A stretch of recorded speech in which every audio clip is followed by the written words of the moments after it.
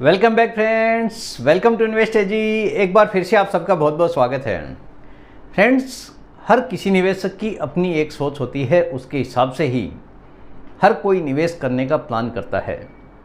एक निवेशक ऐसा होता है जो कि जोखिम लेके पैसा बनाना पसंद करता है, तो दूसरा निवेशक ऐसा होता है जिसको लाइफ में किसी भी प्रकार का जोखिम बिल्कुल भी नहीं लेना है, क्योंकि निवेशक का मानना है कि ज़िंदगी भर टेंशन में निकाला है, अभी ये पैसा रिटायरमेंट के टाइम पे आया है, तो इस पैसे में मुझे किसी भी प्रकार का टेंशन नहीं चाहिए।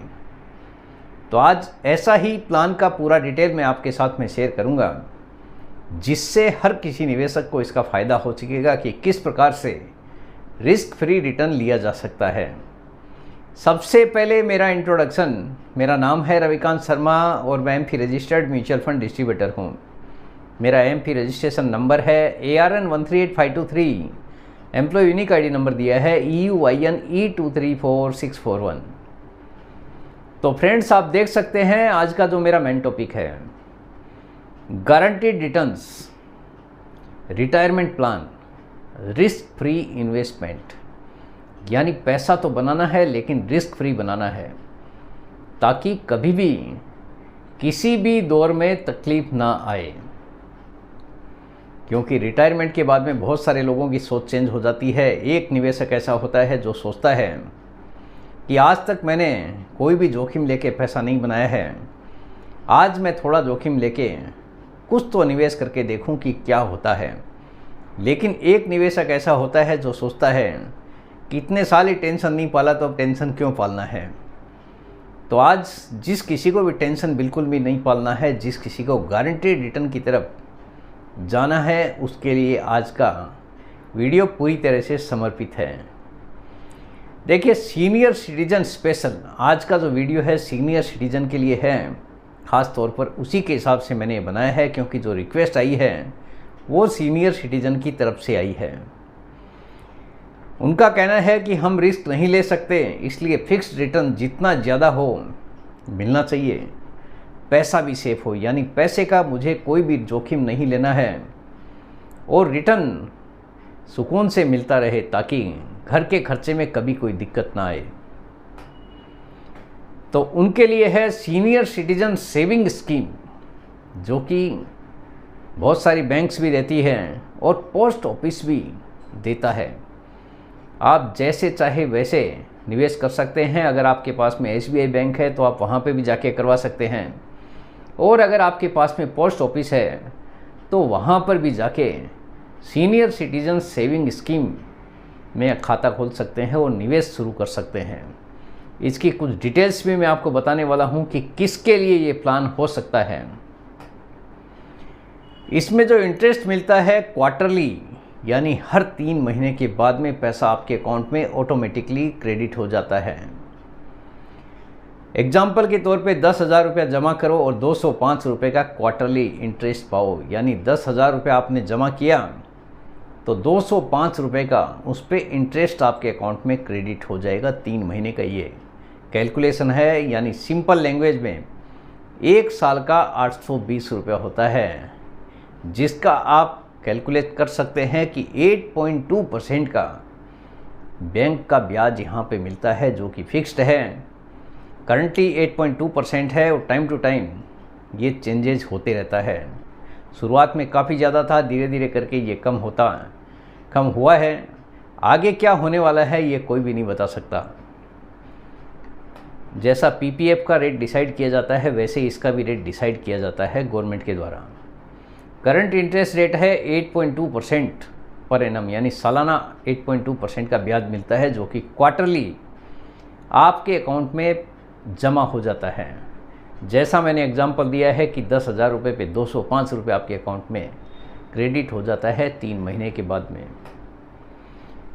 Open an account with post office, post office में जाके आप खाता खोल सकते हैं। अगर आपके पास में बैंक है तो आप वहाँ पे भी जाके खोल सकते हैं, लेकिन जो डिटेल्स मैं देने वाला हूँ पोस्ट ऑफिस से रिलेटेड ही डिटेल्स आपको शेयर करने वाला हूँ। यहाँ पे खाते में 1,000 रुपये के गुणज में, यानी मल्टीपल्स में एक ही जमा राशि होगी जो अधिकतम 30 लाख रुपए, यानी 1000 रुपये से लेकर 30 लाख रुपए तक, मिनिमम 1000 रुपये होना चाहिए और मैक्सिमम 30 लाख रुपए तक आप जमा कर सकते हैं इस अकाउंट में।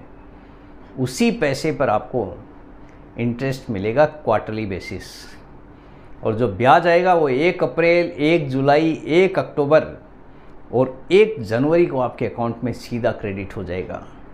आप वहाँ से अपने खर्चे के लिए पैसा निकाल सकते हैं। कौन खाता खोल सकता है? देखिए, हर कोई आदमी ये खाता नहीं खोल सकता है, इसके लिए एलिजिबल होना ज़रूरी है। तो 60 वर्ष से अधिक आयु का व्यक्ति अगर कोई है तो वो ये खाता खोल सकता है।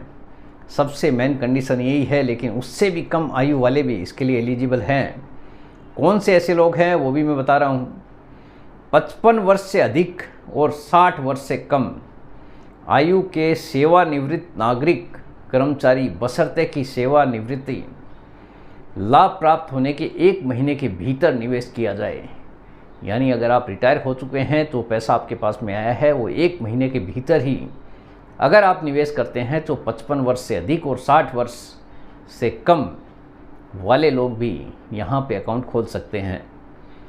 तीसरी जो इसमें कंडीशन है कि 50 वर्ष से अधिक और 60 वर्ष से कम आय के सेवानिवृत्त रक्षा कर्मचारी, यानी डिफेंस के जो एम्प्लॉई है, डिफेंस डिपार्टमेंट में जो काम करते हैं, वो 50 वर्ष से अधिक और 60 वर्ष से कम आय के सेवानिवृत्त यानी रिटायर्ड कर्मचारी, बशर्ते कि निवृत्ति लाभ प्राप्त होने के 1 महीने के भीतर निवेश किया जाए। यानी रिटायरमेंट होने के 1 महीने के भीतर ही जो पैसा मिला है वो निवेश किया जाए।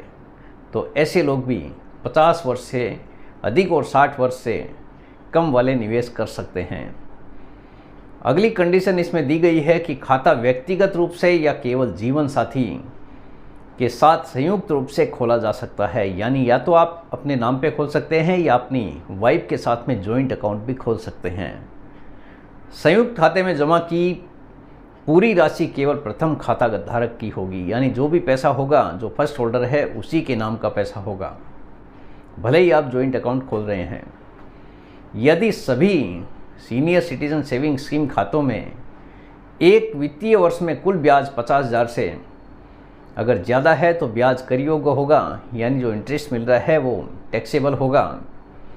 लेकिन अगर आप 15G और 15H फॉर्म जमा कर देते हैं तो आपका TDS काटा नहीं जाएगा। अदरवाइज आपका TDS काट के आप रिटर्न फाइल करेंगे तो उसके हिसाब से फिर रिफ़ंड आप ले पाएंगे। अगर आप रिटर्न फाइल नहीं करेंगे तो आपके लिए रिफ़ंड लेना मुश्किल हो जाएगा।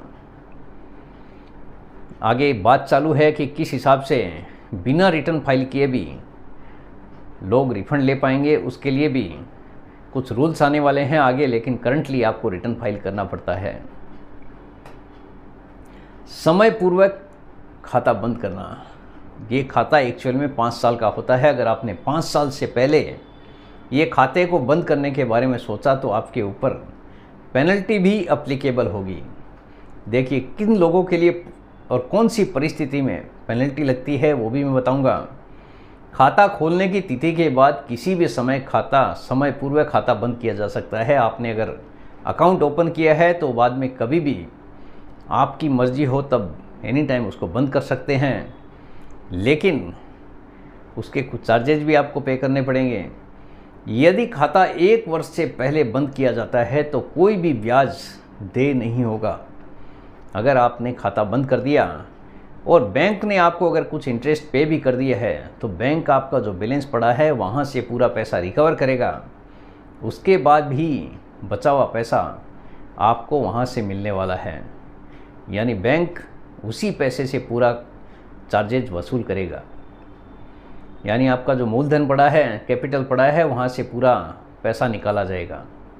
यदि खाता खोलने की तिथि से 1 वर्ष बाद, लेकिन 2 वर्ष के पहले, 1 साल के बाद में और 2 वर्ष के पहले अगर आपका खाता बंद किया जाता है तो मूलधन से 1.5% के बराबर राशि काट ली जाएगी। यानी जो पैसा आपने जमा किया है उसका 1.5% चार्जेज आपका कट कर लिया जाएगा। जितना भी पैसा पड़ा है उसका 1.5% चार्जेज काफ़ी ज़्यादा हो जाता है। यदि खाता खोलने की तिथि से 2 वर्ष बाद लेकिन 5 वर्ष के पहले खाता बंद किया जाता है तो मूलधन से 1% के बराबर राशि काट ली जाएगी। अगर आपका पैसा 30 लाख है तो 30,000 रुपये का पेनल्टी आपके ऊपर पड़ जाएगा। तो आप जो भी निवेश करते हैं एक सटीक प्लानिंग के साथ ही आपको करना है कि 5 साल मतलब 5 साल ही होता है। जैसा मैं आपको म्यूचुअल फंड के लिए बोलता हूं कि आपका पेशेंस कम से कम 5 साल का होना ज़रूरी है, वैसा ही यहाँ पे भी आपके पास में 5 साल का समय होना ज़रूरी है। अदरवाइज़ उसके पहले अगर ये खाता बंद करते हैं तो यहाँ पर भी आपको पेनल्टी देनी पड़ेगी, जो कि आपके कैपिटल से पूरा पैसा रिकवर किया जाएगा। यदि खाता खोलने की तिथि से 2 वर्ष लेकिन 5 वर्ष के पहले तो 1% जैसा मैंने आपको बताया है, और आप चाहे तो इस खाते को एक्सटेंड भी कर सकते हैं।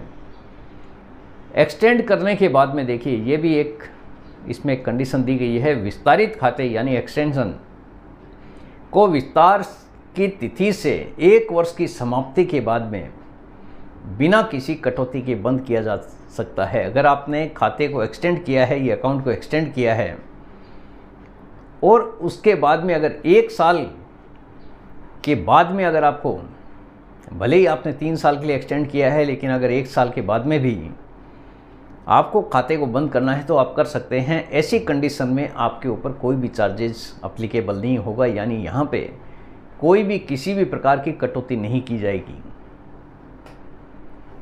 परिपक्वता पर खाता बंद करना, देखिए मैच्योरिटी के ऊपर अगर आप खाता बंद करते हैं तो उसके लिए भी कुछ टर्म्स एंड कंडीशन दी गई है। खाता खोलने की तिथि से 5 वर्ष के बाद संबंधित डाकघर में पासबुक के साथ निर्धारित आवेदन पत्र जमा करके खाता बंद किया जा सकता है। यानी एप्लीकेशन देना है आपको और पासबुक के साथ में ले जाके एप्लीकेशन अगर आप देंगे तो खाता बंद किया जा सकता है। खाता धारक की मृत्यु की स्थिति में मृत्यु की तिथि से खाते पर डाकघर बचत खाते की दर से ब्याज मिलेगा, यानी जब तक जिंदा है तब तक ब्याज देगा, उसके बाद में ब्याज देना बंद कर देगा। लेकिन जॉइंट अकाउंट की कंडीशन में अलग है।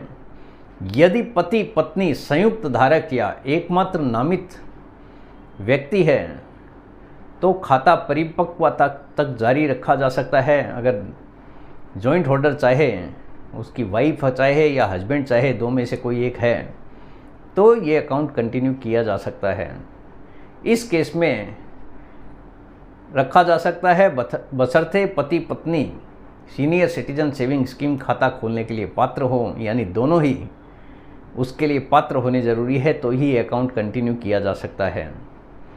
जैसा 60 साल का एज मैंने आपको बताया है, उसके लिए अगर एलिजिबल है तो ये अकाउंट कंटिन्यू किया जा सकता है। और उनके पास में अन्य कोई दूसरा account senior citizen saving scheme का नहीं हो, यानी सेकंड होल्डर आप कह सकते हैं, जॉइंट होल्डर जो है उनके पास में दूसरा कोई खाता नहीं हो। एक्सटेंशन अगर किसी को करना है तो खाता धारक संबंधित डाकघर में पासबुक के साथ में निर्धारित प्रपत्र यानी एप्लीकेशन देकर परिपक्वता तिथि से 3 वर्ष की अवधि के लिए खाते को एक्सटेंड किया जा सकता है। यानी एक बार आपने 5 साल पूरा कर लिया, उसके बाद में एक्सटेंड करना है तो 3 साल के लिए आप एक्सटेंड कर सकते हैं। जैसा पीपीएफ में 5 साल के लिए आप एक्सटेंड कर सकते हैं, वैसा ही यहाँ पे 3 साल के लिए बढ़ाया जा सकता है। खाते का विस्तार परिपक्वता तिथि के 1 वर्ष के भीतर किया जा सकता है। यानी अगर आपको एक्सटेंड करना है तो 1 साल के अंदर अंदर ही आपको एक्सटेंड करने की ज़रूरत होती है। विस्तारित खाते पर परिपक्वता तिथि पर लागू दर से ब्याज मिलेगा, यानी आपका जो अकाउंट चालू है उसके ऊपर आपको ब्याज मिलता रहेगा। मैच्योरिटी वाली तिथि पर यानी परिपक्वता मीन्स मैच्योरिटी, लागू दर से आपको ब्याज मिलेगा। जो भी ब्याज रहेगा अगर आप एक्सटेंड करते हैं तो उसके हिसाब से आपको इंटरेस्ट मिलेगा। तो फ्रेंड्स, मेरे हिसाब से हर किसी को समझ में आ गया होगा कि किस हिसाब से सीनियर सिटीजन सेविंग स्कीम काम करती है। अगर आपको कोई गारंटीड रिटर्न वाला ही प्लान चाहिए जिसमें आपको बिल्कुल भी जोखिम नहीं लेना है तो इस बैंक खाते की तरफ या पोस्ट ऑफिस में बैंक अकाउंट की तरफ आप देख सकते हैं, जो कि बिना किसी जोखिम के आपको क्वार्टर ऑन क्वार्टर 8.2% के हिसाब से एनुअलाइज बेसिस रिटर्न देता रहेगा। और उसके बाद में अगर सरकार की तरफ से कोई इंटरेस्ट का चेंजेज आता है तो उसके हिसाब से ही आपको इंटरेस्ट मिलना है। तो फ्रेंड्स, उम्मीद करता हूँ आपको आज का ये वीडियो पसंद आ गया होगा। वीडियो अगर पसंद आ गया, वीडियो को लाइक करना, शेयर करना बिल्कुल मत भूलिए। बेल आइकन पे ज़रूर क्लिक करके रखिए। चैनल को ज़रूर सब्सक्राइब कीजिए। जितने ज़्यादा लोगों के साथ में हो सके शेयर कीजिए ताकि हर किसी को इसका बेनिफिट मिल सके। Thank you very much friends. Thanks for watching this video.